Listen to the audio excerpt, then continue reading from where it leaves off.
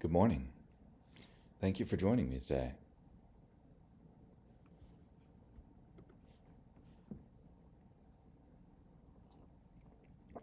This morning we'll be in Deuteronomy chapter 18, verse 1 through chapter 20, verse 20.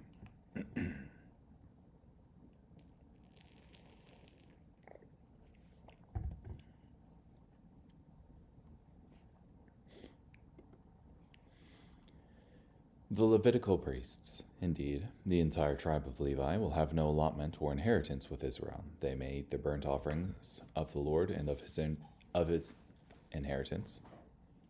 They will have no inheritance in the midst of their fellow Israelites. The Lord alone is their inheritance, just as he has told them. This shall be the priest's fair allotment from the people who offer sacrifices, whether bull or sheep. They must give to the priest the shoulder, the jowls, and the stomach. You must give them the best of your grain, new wine, and olive oil, as well as the best of your wool, when you shear your flocks. For the Lord your God has chosen them, and their sons from all your tribes to stand and serve in his name permanently. Suppose a Levite comes by his own free will from one of your villages, from any part of Israel where he is living, to the place the Lord chooses, and serves in the name of the Lord his God, like his fellow Levites who stand there before the Lord. He must eat the same share they do, despite any profits he may gain from the sale of his family's inheritance. When you enter the land the Lord your God is giving you, you must not learn the abhorrent practices of those nations. There must never be found among you anyone who sacrifices his son or daughter in the fire, anyone who practices divination, an omen reader, a soothsayer, a sorcerer, one who casts spells, one who conjures up spirits, a practitioner of the occult, or a necromancer. Whoever does these things is abhorrent to the Lord, and because of these detestable things the Lord your God is about to drive them out from before you. You must be blameless before the Lord your God. Those nations that you are about to dispossess listen to omen readers and diviners, but the Lord your God has not given you permission to do such things. The Lord your God will raise up for you a prophet like me from among you, from your fellow Israelites. You must listen to him. This accords with what happened at Horeb in the day of the assembly. You asked the Lord your God, "Please do not make us hear the voice of the Lord our God any more, or see this great fire any more, lest we die." The Lord then said to me, "What they have said is good. I will raise up a prophet like you for them from among their fellow Israelites. I will put my words in his mouth, and he will speak to them whatever I command. I will personally hold responsible anyone who then pays no attention to the words that prophet speaks in my name. But if any prophet presumes to speak anything in my name that I have not authorized him to speak, or speaks in the name of other gods, that prophet must die. Now if you say to yourselves, 'How can we tell that a message is not from the Lord?' Whenever a prophet speaks in my name, and the prediction is not fulfilled, then I have not spoken it. The prophet has presumed to speak it, so you need not fear him.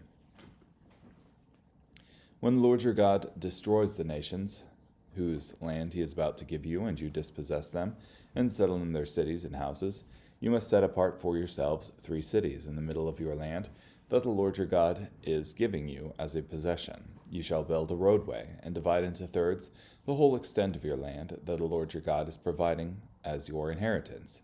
Anyone who kills another person should flee to the closest of these cities. Now this is the law pertaining to one who flees there in order to live, if he has accidentally killed another without hating him at the time of the accident.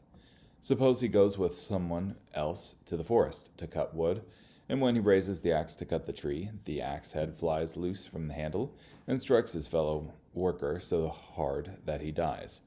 The person responsible may then flee to one of these cities to save himself. Otherwise, the blood avenger will chase after the killer in the heat of his anger, eventually overtake him, and kill him, though this is not a capital case, since he did not hate him at the time of the accident. Therefore, I am commanding you to set apart for yourselves 3 cities. If the Lord your God enlarges your borders, as he promised to our ancestors, and gives you all the land he pledged to them, and then you are careful to obey all these commandments I am giving you today, namely to love the Lord your God, and to always walk in his ways, then you must add 3 more cities to these 3. You must not shed innocent blood in your land that the Lord your God is giving you as an inheritance, for that would make you guilty. However, suppose a person hates someone else, and stalks him, attacks him, kills him, and then flees to one of these cities. The elders of his own city must send for him and remove him from there to deliver him over to the blood avenger to die. You must not pity him, but purge out the blood of the innocent from Israel, so that it may go well with you. You must not encroach on your neighbor's property, which will have been defined in the inheritance you will obtain in the land the Lord your God is giving you. A single witness may not testify against another person for any trespass or sin that he commits. A matter may be legally established only on the testimony of 2 or 3 witnesses. If a false witness testifies against another person and accuses him of a crime, then both parties to the controversy must stand before the Lord, that is, before the priests and judges who will be in office in those days. The judges will thoroughly investigate the matter, and if the witness should prove to be false and to have given false testimony against the accused, you must do to him what he had intended to do to the accused. In this way you will purge evil from among you. The rest of the people will hear and become afraid to keep doing such evil among you. You must not show pity. The principle will be a life for a life, an eye for an eye, a tooth for a tooth, a hand for a hand, and a foot for a foot. When you go to war against your enemies and see chariotry and troops who outnumber you, do not be afraid of them, for the Lord your God, who brought you up out of the land of Egypt, is with you. As you move forward for battle, the priest will approach and say to the soldiers, "Listen, Israel, today you are moving forward to do battle with your enemies. Do not be faint-hearted, do not fear and tremble, or be terrified because of them, for the Lord your God goes with you to fight on your behalf against your enemies to give you victory." Moreover, the officers are to say to the troops, "Who among you has built a new house and not dedicated it? He may go home, lest he die in battle, and someone else dedicate it. Or who among you has planted a vineyard and not benefited from it? He may go home, lest he die in battle, and someone else benefit from it. Or who among you has become engaged to a woman, but has not married her? He may go home, lest he die in battle, and someone else marry her." In addition, the officers are to say to the troops, "Who among you is afraid and faint-hearted? He may go home, so that he will not make his fellow soldiers' hearts as fearful as his own." Then, when the officers have finished speaking, they must appoint unit commanders to lead the troops. When you approach a city to wage war against it, offer terms of peace. If it accepts your terms and submits to you, all the people found in it will become your slaves. If it does not accept terms of peace, but makes war with you, then you are to lay siege to it. The Lord your God will deliver it over to you, and you must kill every single male by the sword. However, the women, little children, cattle, and anything else in the city, all its plunder, you may take for yourselves as spoil. You may take from your enemies the plunder that the Lord your God has given you. This is how you are to deal with all those cities located far from you, those that do not belong to these nearby nations. As for the cities of these peoples that the Lord your God is going to give you as an inheritance, you must not allow a single living thing to survive. Instead, you must utterly annihilate them. The Hittites, Amorites, Canaanites, Perizzites, Hivites, and Jebusites, just as the Lord your God has commanded you, so that they cannot teach you all the abhorrent ways they worship their gods, causing you to sin against the Lord your God. If you besiege a city for a long time, while attempting to capture it, you must not chop down its trees, for you may eat fruit from them and should not cut them down. A tree in the field is not human that you should besiege it. However, you may chop down any tree you know is not suitable for food, as you may use it to build siege works against a city that is making war with you until that city falls.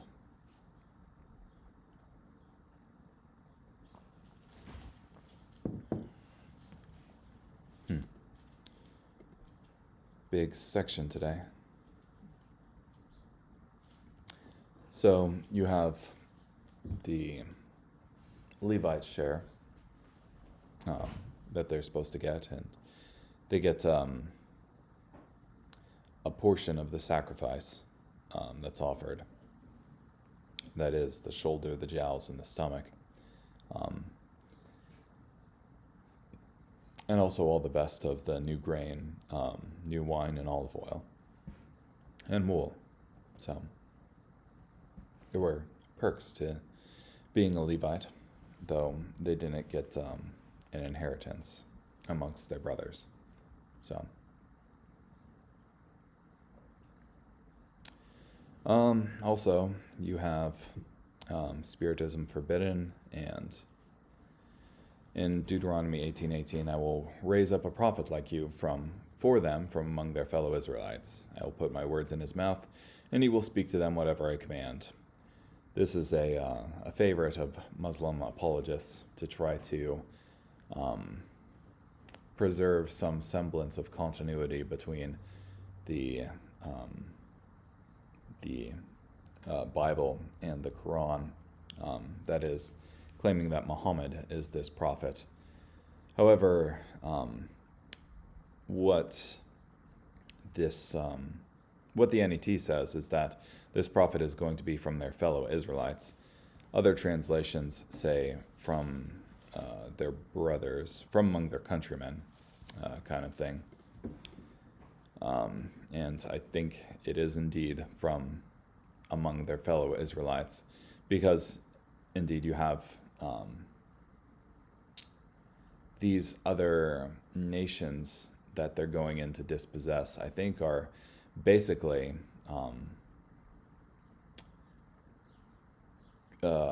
brothers, in that you have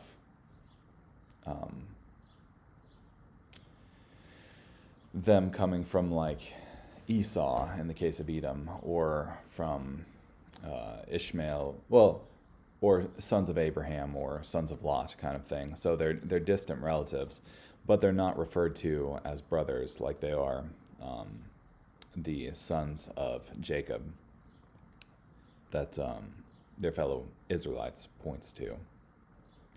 Also, can't be Muhammad, because if any prophet presumes to speak anything in my name that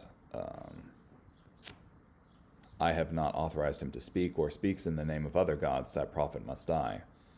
And as Salman Rushdie pointed out in the Satanic Verses, Muhammad spoke in the name of other gods besides, Allah. I mean, he's not even speaking in the name of Yahweh, but he was speaking in the name of Alata, Lusa, and Manat. So by that criteria, he also fails this particular test for prophethood.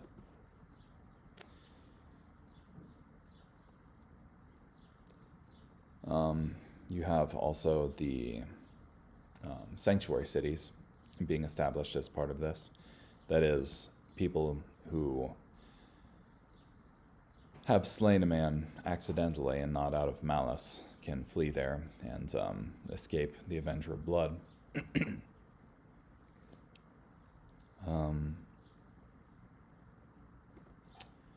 And finally, the laws of warfare here, which I think the first part is really cool, in that you don't have anybody who... It's a completely volunteer army, given that people may flee even if they're afraid. So, and at the end you have a few things that I think bear introducing a little bit of context to, particularly things like 2014, where it says, the women, the little children, cattle, and anything else in the city, all its plunder, you may take for yourselves as spoil. You may take from your enemies the plunder that the Lord your God has given you. It must be kept in mind that the Israelites had specific commands about how to deal with things captured in war. They couldn't treat women like sex slaves, essentially, but instead had to offer the ability to go free. And they could take the woman as a wife, and as such,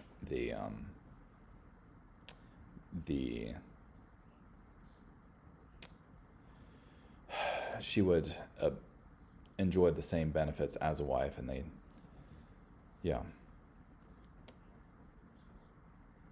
So, it's doesn't have the same connotation as like a marauding pagan army, because their marching orders were different. Also, 2017, regarding the annihilation of those nations that Israel is dispossessing. Instead, you must utterly annihilate them, the Hittites, Amorites, Canaanites, Perizzites, Hivites, and Jebusites, just as the Lord your God has commanded you. So it's not because of the righteousness of Israel that they're getting this land and destroying these peoples. It's because of the wickedness that these nations have exhibited. The Lord says as much earlier in that Israel made him angry enough to the point where he would be where he would destroy them essentially and raise up Moses as a nation instead. So it's not because of their righteousness, but because of their evil and their wickedness that this thing is happening. And you see a portion of that in 2018, so that they cannot teach you all the abhorrent ways they worship their gods, causing you to sin against the Lord your God. And you can see previously in Leviticus things that they would do as part of worship and just in general society, have sex with everything under the sun and conduct ritual child sacrifice. So, anywho, carrying on. Luke chapter 9, verses 28 through 50. Now about 8 days after these sayings, Jesus took with him Peter, John, and James, and went up to the mountain to pray. As he was praying, the appearance of his face was transformed, and his clothes became very bright, a brilliant white. Then 2 men, Moses and Elijah, began talking with him. They appeared in glorious splendor, and spoke about his departure, that he was about to carry out at Jerusalem. Now Peter and those with him were quite sleepy, but as they became fully awake, they saw his glory and the 2 men standing with him. Then as the men were starting to leave, Peter said to Jesus, "Master, it is good for us to be here. Let us make 3 shelters, one for you and one for Moses and one for Elijah," not knowing what he was saying. As he was saying this, a cloud came and overshadowed them, and they were afraid as they entered the cloud. Then a voice came from the cloud saying, "This is my son, my chosen one. Listen to him."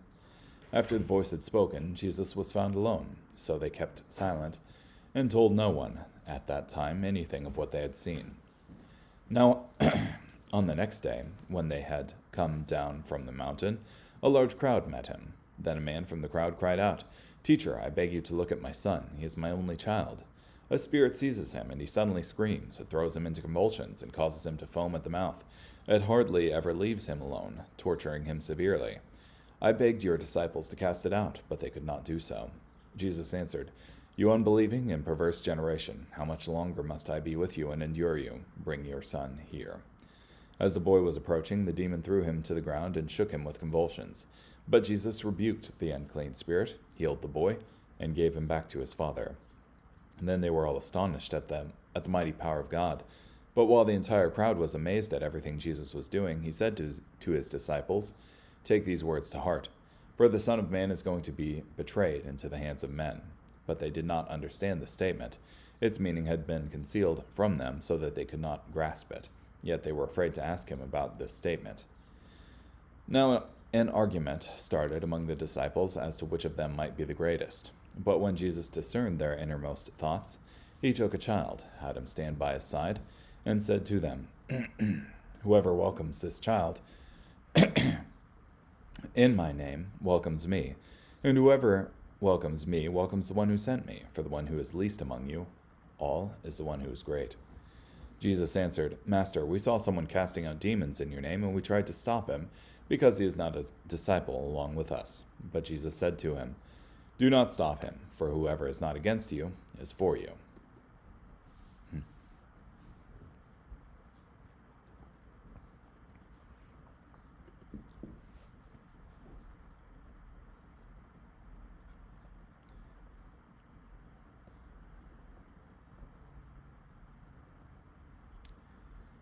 Yeah. It's interesting to me that as you have the entire crowd being astonished about this miraculous healing of the child, Jesus says to his disciples, "Take these words to heart, for the Son of Man is going to be betrayed into the hands of men." That is, it's going to be turned against. So, Jesus was certainly aware of the contents of the heart of man. Carrying on, Psalm 73, verses 1 through 28. Certainly God is good to Israel, and to those whose motives are pure. But as for me, my feet almost slipped. My feet almost slid out from under me, for I envied those who are proud, as I observed the prosperity of the wicked. For they suffer no pain, their bodies are strong and well fed. They are immune to the trouble common to men. They do not suffer as other men do. Arrogance is their necklace, and violence their clothing. Their prosperity causes them to do wrong. Their thoughts are sinful. They mock and say evil things. They proudly threaten violence. They speak as if they rule in heaven and lay claim to the earth. Therefore they have more than enough to eat, and even suck up the water of the sea. They say, "How does God know what we do? Is the Sovereign One aware of what goes on? Take a good look. This is what the wicked are like.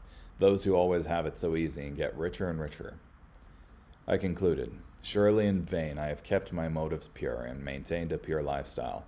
I suffer all day long and am punished every morning. If I had publicized these thoughts, I would have betrayed your loyal followers. When I tried to make sense of this, it was troubling to me. Then I entered the precincts of God's temple and understood the destiny of the wicked. Surely you put them in slippery places. You bring them down to ruin. How desolate they become in a mere moment. Terrifying judgments make their demise complete. They are like a dream after one wakes up. O Lord, when you awake, you will despise them. Yes, my spirit was bitter, and my insides felt sharp pain. I was ignorant and lacked insight. I was as senseless as an animal before you. But I am continually with you. You hold my right hand. You guide me by your wise advice, and then you will lead me to a position of honor. Whom do I have in heaven but you? I desire no one but you on earth. My flesh and my heart may grow weak, but God always protects my heart and gives me stability. Yes, look, those far from you die. You destroy everyone who is unfaithful to you. But as for me, God's presence is all I need. I have made the sovereign Lord my shelter, as I declare all the things you have done.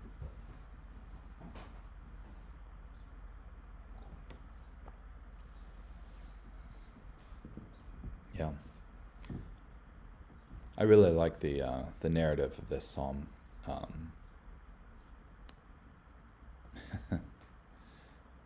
The psalmist goes through and tells about this thought that he had, that the wicked have it good and don't suffer any hardship here in this life. So why am I trying to be good? Why am I keeping God's commands? Why have I kept my hands pure? And he realizes the ultimate end of the wicked. 73:17. Then I entered the precincts of God's temple and understood the destiny of the wicked. That there is an ultimate judgment for the wicked, and it's not going to be good. So, yeah. Certainly, this is a thought that I've heard a lot, like, where's God? And where's the God of justice, essentially?